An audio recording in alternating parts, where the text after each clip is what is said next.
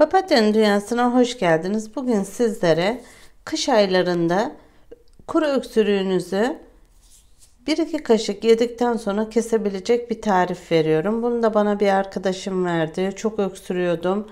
İlaç kullandım, yine kesilmedi öksürüğüm. Sağ olsun telefon açtı bana. O sırada da öksürüyordum.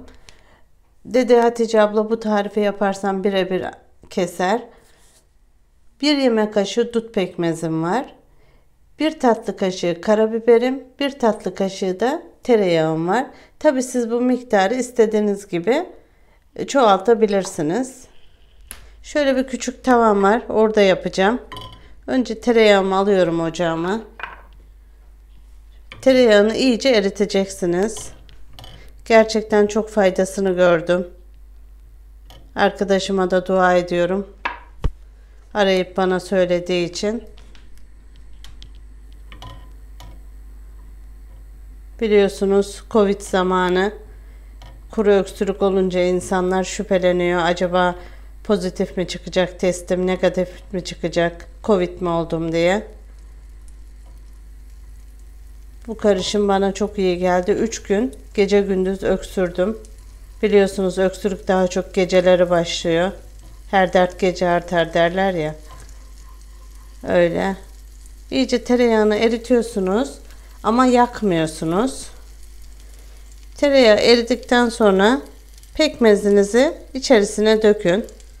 Bu dut pekmezi olur, huynuz pekmezi olur. Size kalmış.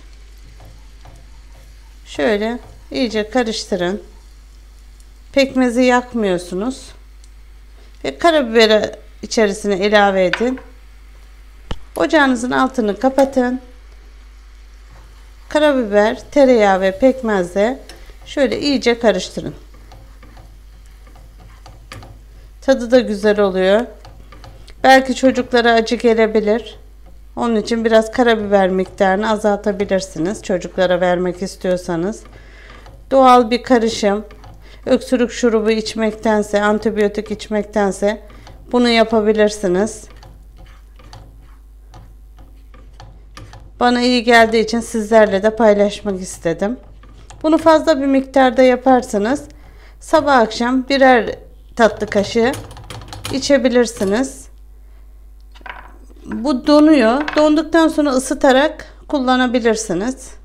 Herkese acil şifalar diliyorum. Kanalıma abone olmayı, bildirimleri açmayı, yorum yapmayı unutmayın. İyi seyirler.